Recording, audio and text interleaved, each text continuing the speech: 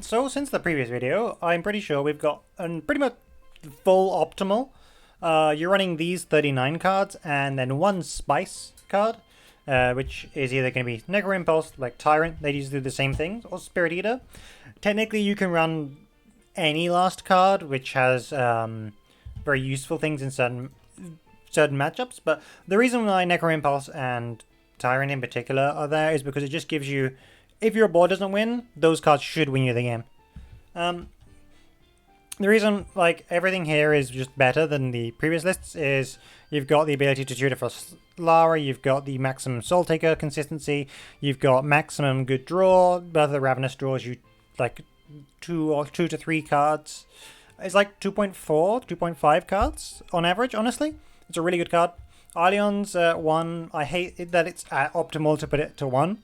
But it is optimal at 1. You have enough war percentage chance that at 1 it's fine.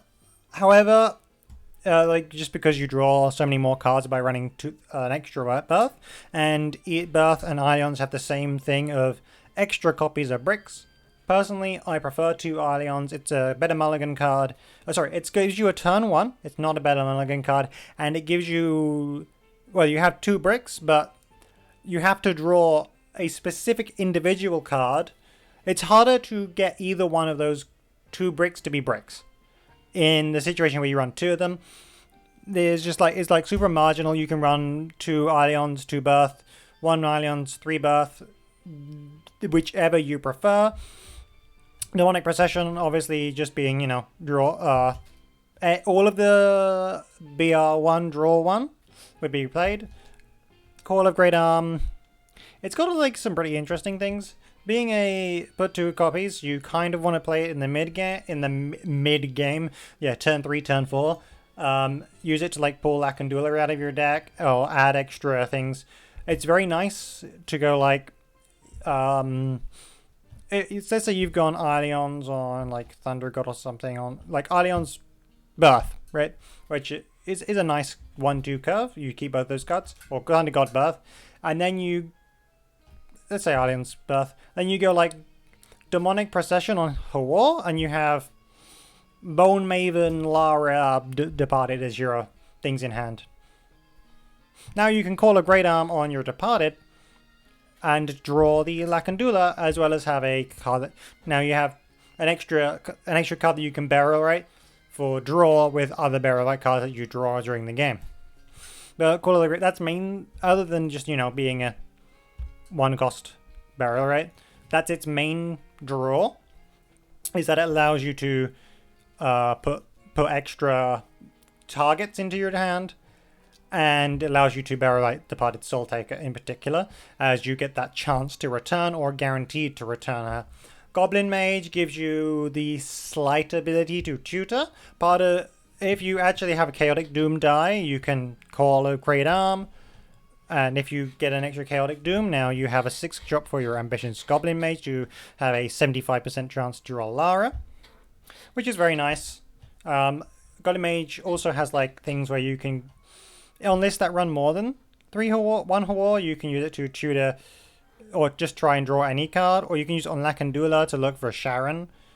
If you've got like, if you already have Lara and you have Lakan in hand, which you probably do, you can now use it to try and look for specifically Sharon, or which is, you know, only going to be like a 3 and 7 or something, 3 and 7, 3 and 8 to try and get Departed. But that is a high percentage draw compared to, you know, maybe like a normal. You're going to have probably drawn 12 or 13 cards by then. So something like a 3 in. Why can't I do 40 minus 12? 28. So like a 3 in 28 into 3 in 27. It's just a higher percentage chance to draw what you want out of it. It's a very nice card for those specific 2 interactions, making it pretty good. It also can give you Chaotic Doom if you need that and you already have with your combo. Apart from Chaotic Doom, so you don't have to use like Bone Maven, you get Pachinko Machine. And Pachinko Machine, very nice. Some of the time it does what you want, some of the time it doesn't. When it doesn't, it's like okay. When it does, it's really, really, really good. So basically, you know, somewhere in like 40% of the time, your Chaotic Doom is the best by far. that you could summon. But the Ravenous draws 3 for 2. What else can I say? It draws enough. It's better than Blessing because it costs 1 less and draws as much. It is worse than Blessing when going second, but it's better going first. So 50% of the time it's worse, 50% of the time it's better, and it's not as much... Like, the advantage of Blessing on a specific turn isn't worth the delay and the additional cost. Overall, this card is enough better than Blessing to be run over it. And also, like, Blessing costs 3. That's so expensive. You never play it going first.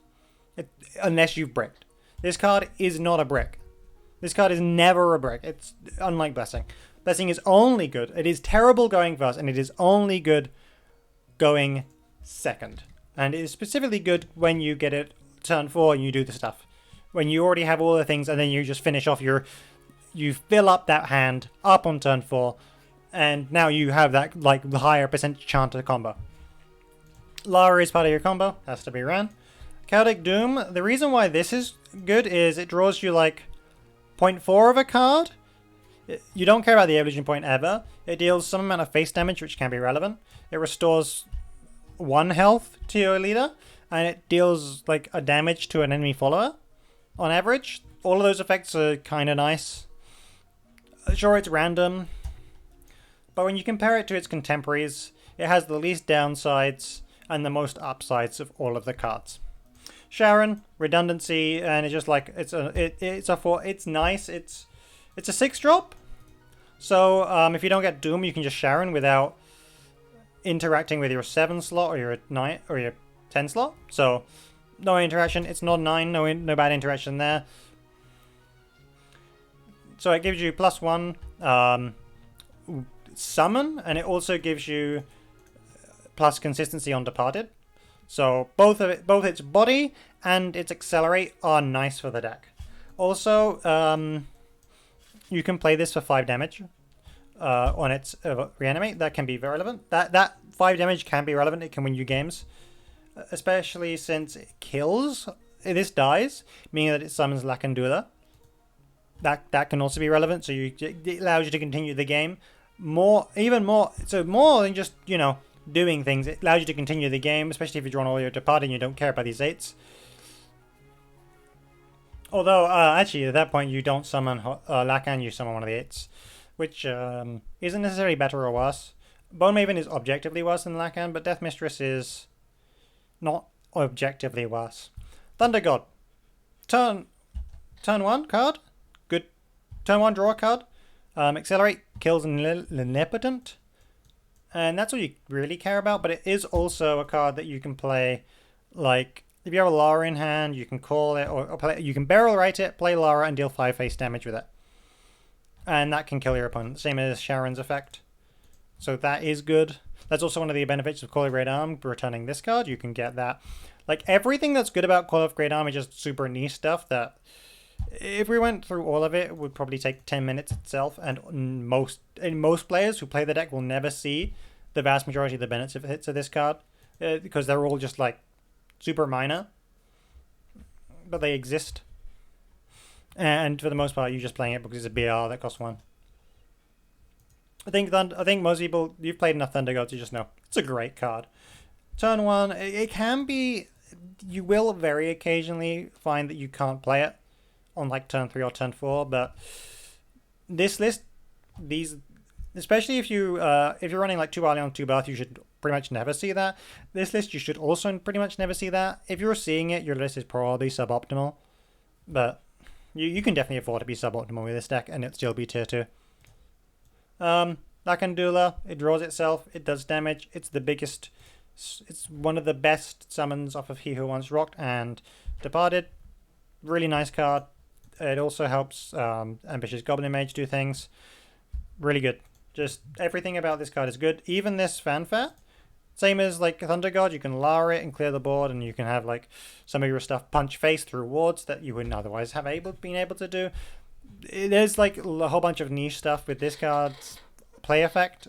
But for the most part, it's a 0-cost draw card, deal 3 damage to a random enemy follower. Very nice. And a big ward with some random damage, but that you summon off of Lara. Yeah, Lara, the soultaker combo. Pretty nice. Death Mistress, the body's definitely going to be underrated by players for this deck. The body's very nice. There is the combo of 7 plus 7 plus 6, which is 14 plus 6, so 20 damage, where he who once rocked your opponent, evolve it, go face. Your opponent clears everything apart from like your Death Mistress because it has ambush, and then you then you summon another he who once rocked because you've got it from Call, or you've got Sharon. Actually, you can't. Then you summon like a Thunder God with Lara stuff, and then go and punch face. He who once rocked can also be done with, as I call a Great Arm stuff. There, specifically, if you have like one, there's a reason, which does mean that you want to keep He Who Once Rocked off of Call of Great Arm, the second copy, more so than other second copies. It's one of the better second copies to have in the deck because of this Death Mistress combo or damage stacking effect, hitting lethal. Exactly, it's very nice. And then we can talk about these accelerate also, cycle 2 does one. It costs 2, so it's not as great, but you don't go hand minus. Not going hand minus is not necessarily the best thing because of both the Ravenous. But you're running Death Mistress because it's +1 chance on this. It's draw and it draws 2. I think it's pretty self-evident why this card is good. And it's just simple. It draws 2 cards. Oh wait, you could draw a card without the barrel, right? I have never done that. That makes the card a little bit better. Huh. Didn't know that. But you'd have to have no followers in hand for that to actually happen. That basically never happens. Yeah. That's that card. It draws 2 cards. It has like some niche upside when being summoned because it's kind of hard to kill. Just nice. The draw is the most relevant thing. This is a 1-cost barrel rate. It draws you a card. The heal 2 is important when going first against Blood. You're going to lose going second against Blood. You may as well concede. It's so unlikely. Like, time-wise, if you were playing optimally, you would instantly concede going second against Blood. The master points per minute is so low that it's just better to just go to another game. But, we all see, yeah, okay, sure. It draws a card. It's nice. It's a 1-cost. But the body is also interesting. It's a slightly better Sharon as a third most of the time. Third referring to what you're summoning other than He Who Once Rocked and Lakandula. But so it's a 5/5, and that's more stats. It's not necessarily completely better because it means Chaotic in the mirror. Chaotic Doom can trade over Bone Maven, and the player who gets the earlier and better Chaotic Doom RNG tends to win. If they're not running like Spirit Eaters or anything. So there is that downside to the card. The other thing is you will very likely have 30 Shadows. So another thing you can do is like on 6 you can barrel out your Bone Maven, play Lara, play Bone Maven out, and kill your opponent with Hinterland Ghouls effect. Which is the Path to Purgatory effect to deal 6 to all enemies. Can be relevant. Otherwise, it's just a barrel rate 1 draw card and a 5/5 ward that doesn't have a cost of 7 or 10. It also has the downside. Both of the actually, I didn't talk fully about Death Mistress. Whoopsie, I did forget that. I need to finish now. Both of these have the downside. It's not always a downside of being summoned by He Who Once Rocked. It's an upside for Death Mistress some of the time, since it means that they have to not only clear the first one that summons and its summon, they then have to kill both of those that get summoned by He Who Once Rocked, making it very, very hard to full clear all of these all 4 Death Mistresses, such that you can't kill your opponent. Which is why the Death Mistress 6 attack in particular is important. Bone Maven does nerf your He Who Once Rocked since you summon 2 less Lakandulas, and Lakandulas are objectively better than the Bone Maven. So the Bodied Soultaker then, as the last card, is... well, not the last card.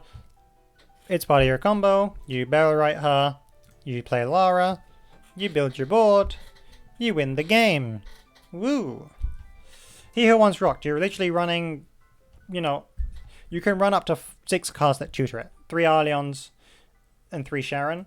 This is the best single spree summon because it summons a 5/5 ward, which summons this. It also does face damage. It's everything that this deck wants. This does. It does face damage. It's really sicky.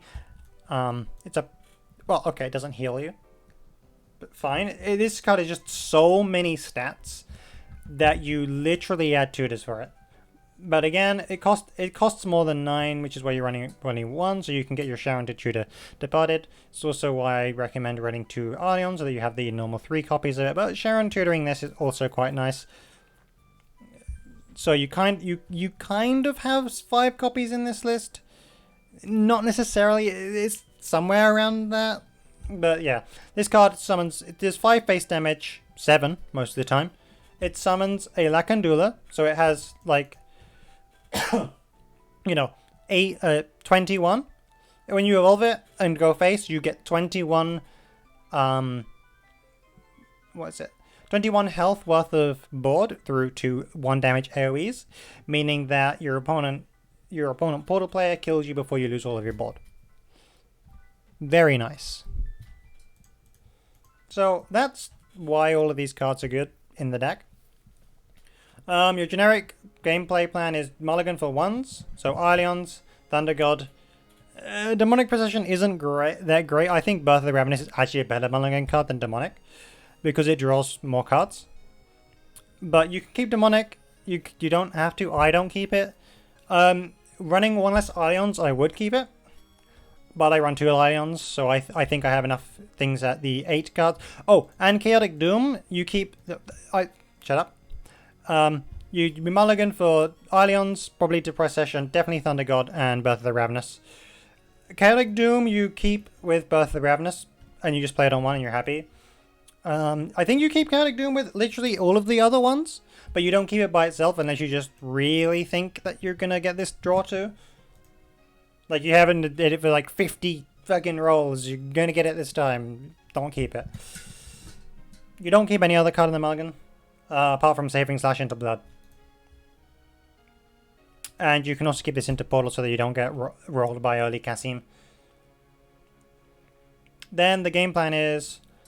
I draw, I barrel rate. So you play your early draw, you then start barrel rating to... You want to barrel rate twice on 3 in particular to summon a Lakandula. Then you want to barrel rate Lakandula. Try and draw the on 4. Get your He Who Once Rocked in by 4. Kind of fairly... The game plan should be simple. Right? You get Lakandula on 4. You get your He Who Once Rocked on 4 if you haven't got it earlier by having... Because you've only got 1 Arleon. You play a Sharon. You're like, oh, whatever. And then on 5, you use one of your 1-cost effects. So, Demonic, Call, Bone, or Sharon to get a Departed dead. You get Lara down. If you've got any things on board, then you trade them in, and then you play Departed Soultaker. If you can kill Lara off, most of the time it is correct to kill Lara off, then play Soultaker. And then you say, opponent, can you clear my board enough that you don't die? Or can you play a Nillipitant or something such that I can't kill you? Repose doesn't get its effect removed by this, which is really sad. Yeah, it's the only weakness of the card, is it doesn't kill Repose's effect. But no card does, so who cares? So it's so simple. Just draw the card. Do the mulligan, draw your cards, get sad when you have to barrel rate anything other than Chaotic Doom, Lakandula, and He Who Once Rocked, but just do it anyway because who cares? Your your game plan is so strong that it doesn't matter. Most of the time if you get a suboptimal summon.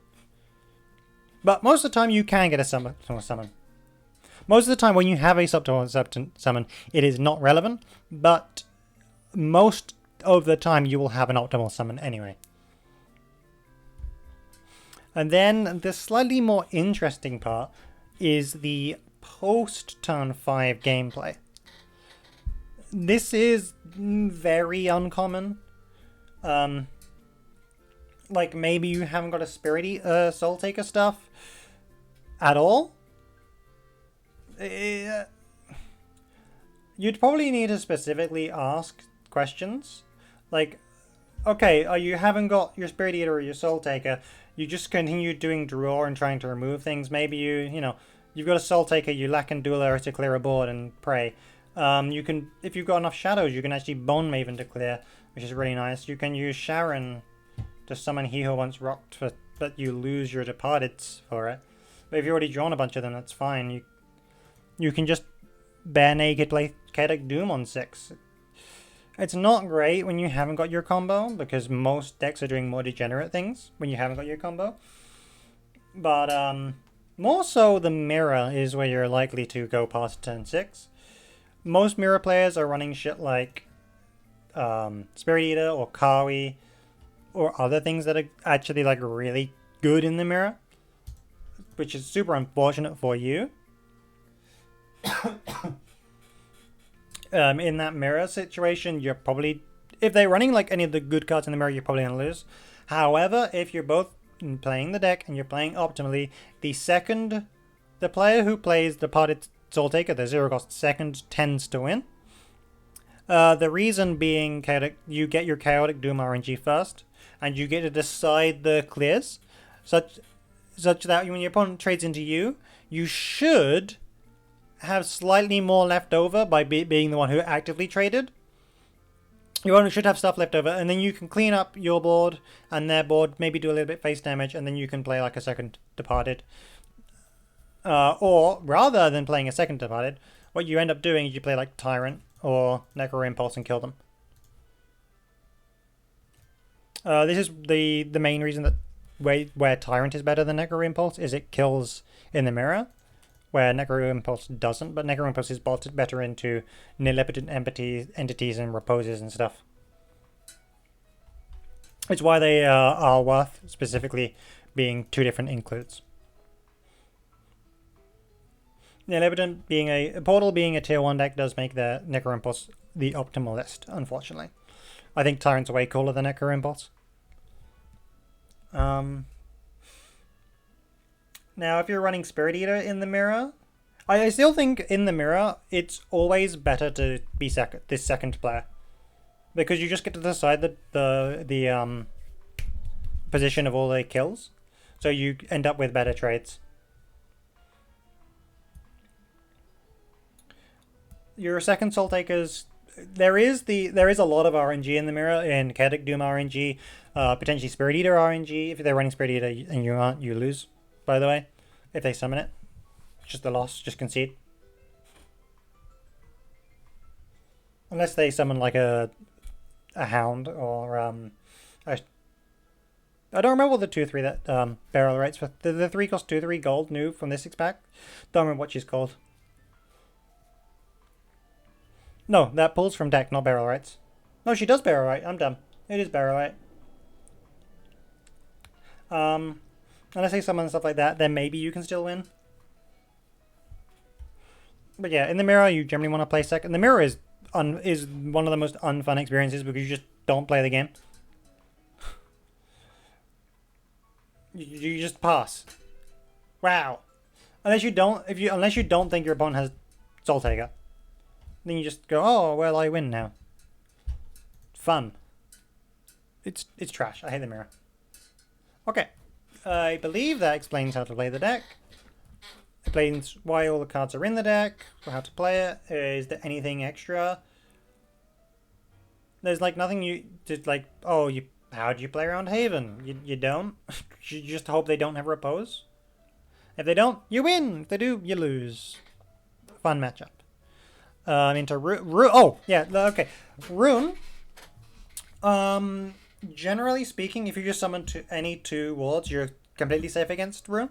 I don't think I've ever seen a Rune be able to break through two wards being summoned off of Departed Soultaker without running like Mutagenic Bolt or Winter's Cap something. The card that transforms everything into snowman, or the card that transforms everything into flame rats. Those are the two cards. Even a single planetary fracture is usually not enough. The matchup is the reason that matchup is why this deck is tier 2. By the way, it's so good for you. But if they're actually running mutagenic, if they like start consistently running mutagenic bolt, it's gonna become a much weaker matchup. Since they can just kill you through all your crap. I don't think ladder will, but this is not a tournament deck because you would just be teched for and then lose. Because the tech is not that expensive to run to any of the decks. And it's super safe to run the tech. And the deck's very fun and new, so people will be running it in a tournament. But there's no tournament, so it's fine. So yeah, you can actually survive with just like... I've survived with just Bone Maven before. Playing... I think it was this list? Yeah, I think it was this list. Which is literally just one card different than what I've got to show. But I was playing this, and I had a Spirit Eater and a Bone Maven out. And my opponent didn't kill me as a D-shift, who D-shifted me 3 times. So that was great. I was really close to dead. I think I ended up at 2 health, healed up to 6, and then they killed themselves by taking out. Because they just didn't have enough damage. Oh, the blood matchup. Right, so we hold Savoring Slash. The only slight difference is that you play more hard into getting Lakandula summoned. That's really the only difference. Lakandula summon is more important in the blood matchup than normal. Since, oh no, I summoned Bone Maven, I don't care. Or I summoned this Mistress, I don't care. The portal matchup, you just hope they can't clear your board, or they don't run any of the techs. If they do, you lose. If they don't, you win. Most of the time, the way they clear your board is like double Kassim. And Kassims can die to like random Lakandula stuff and Chaotic Doom stuff. If they need to not get unlucky and have a good draw and be good at the deck to beat you consistently. No, it's not consistent. It's never consistent because it's a good draw and they need to know the matchup. Most players are not going to ever beat you with Portal anywhere near to the rate that it should. But yes, Portal is an unfavored matchup. They can just Kassim you early. You aren't consistent enough into them. They can clear your board. They can run tech. It's why Spirit Eater is like specifically worth talking about, because Spirit Eater might be mathematically correct. It's like so... Oh, it's so annoying. Because the probability that it... I'm going to talk about it now. I'm going to talk... No, I need to wait. Don't. Into Portal... Yeah, pretty much you just play very generically and hope they don't do the funny things. Now, specific lists, Necro Impulse and Tyrant have the same kind of niche in that they allow you to push your opponent kill your opponent. If they clear a decent chunk of your board, you just punch them in the face and they die. So basically, these 1-0s provide redundancy to getting fucked in the ass. So that's why you run it. Necro Impulse is better into Portal. Tyrant is slightly better in the Mirror. And it's just cooler. Tyrant's better into decks that don't have face damage protection. Necro Impulse is better in the decks that do. But, you know, you're going to be doing like 6 damage with Necro Impulse. And you're going to be doing 13 damage with Deathly Tyrant. That's a big difference. But both of them can be very good.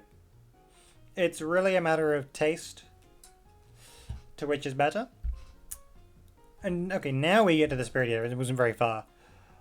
So, by this list right here loses about 2.5% of its games because Spirit Eater is pulled by Sharon in a time where you have a lot. Oh, actually, okay, 2.5% of the time that you play Sharon on 6, and I actually didn't do the chance that Lara was in hand. Oh my god, I'm not doing it now. I'm not adding. No, I'm done. I'm not doing that. So basically, 2.5% is a little bit less actually. Maybe 2. Let's just say 2%.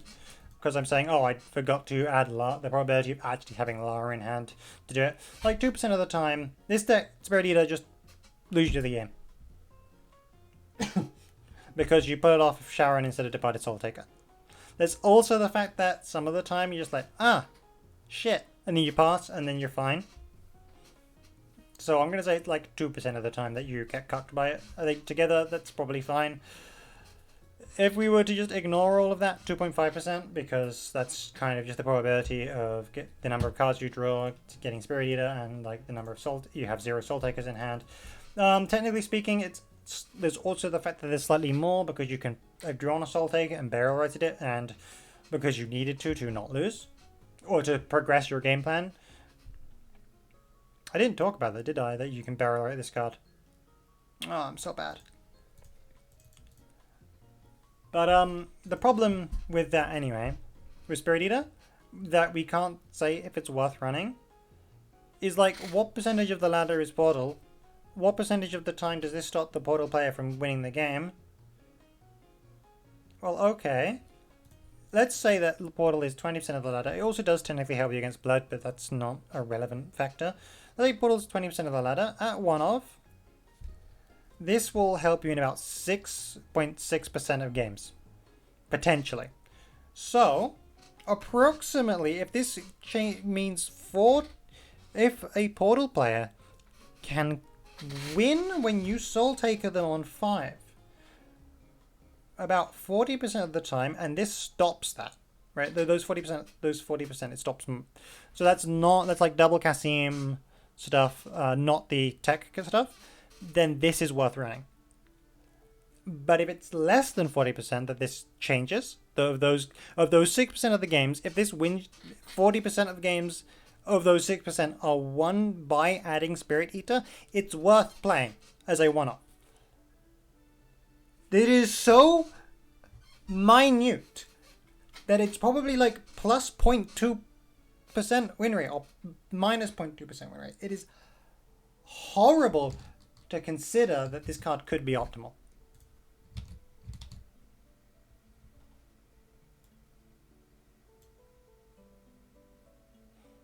I actually think music I might have put the music a bit too low. Whoopsie. Okay, and then you have like this taken to a bigger number. Oh, I almost forgot. The other thing this does is it takes a deck slot, so you can't run like Tyrant and Necro Impulse, so there's the opportunity cost of eating a deck slot, which you can really see when you go for Spirit Eater. Actually, this list. So you lose like a Goblin Major, Birth and Ravenous. You lose 2 deck slots to run the next of the 2. I think that more so than like the little bit of percentage. I think these 3 lists are viable. This list is viable, and this list isn't. I think this list is just like silly. Actually, you know what? I think these 3 lists are viable, and this list isn't either. Honestly. Neither is this, which is the same list but slightly different. It's got +1 Ileons. As you can see, Spirit Eater's more. The biggest problem with Spirit Eater is the opportunity cost, honestly. You can run this. This does have some upsides. Your Lacan Doula is a direct tutor for Lara, so a child that tutors itself tutors for one of your core things. There's that bonus. You've got Spirit Eater, so you're better into Portal on average. But you don't have the pachinko of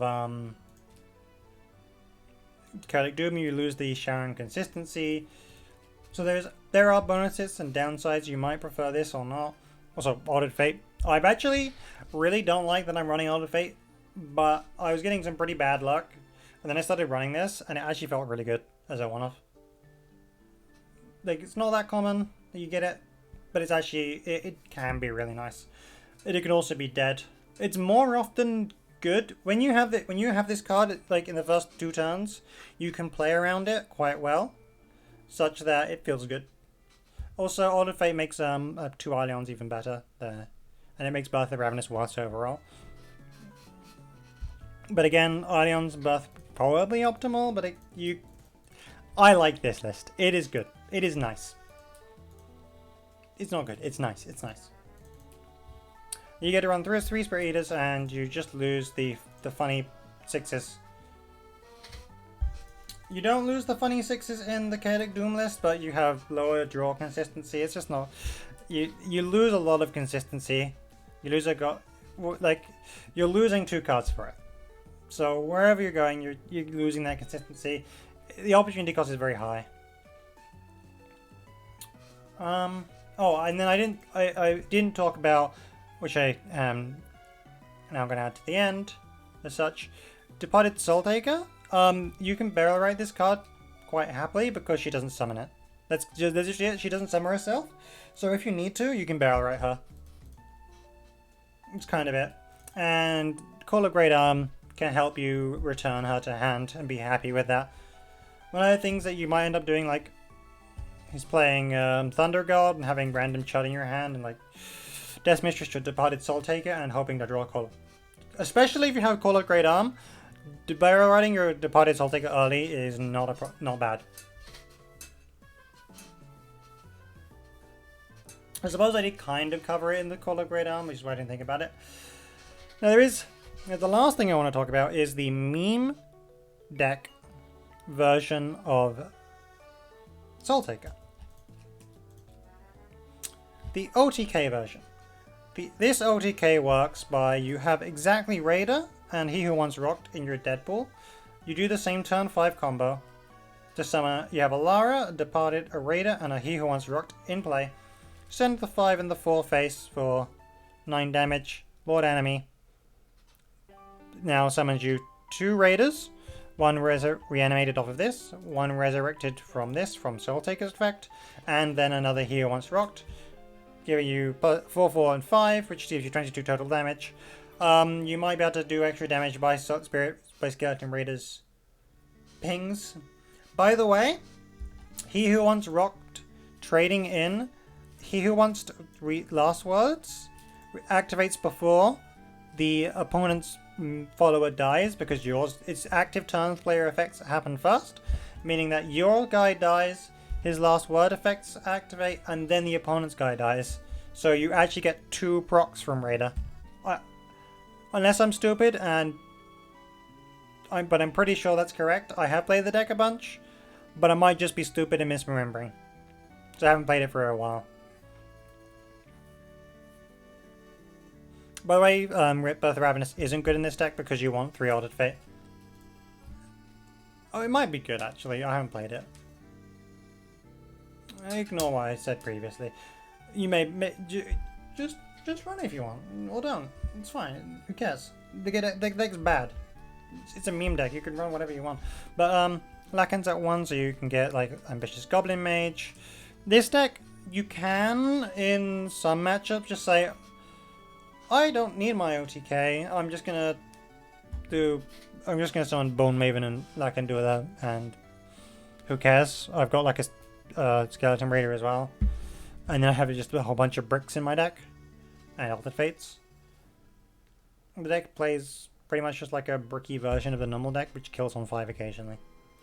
This deck, I think, has like a 30-35% win rate. If you just combo your opponent, you kill them. It's kind of it. No one will play around this deck either, by the way. Oh, and you kill the mirror through their entire board, which is the most hilarious interaction in the game, because your Raiders just sunder them so fucking much that they take like 30 damage from Raider sunders. It's honestly worth playing just to see that once.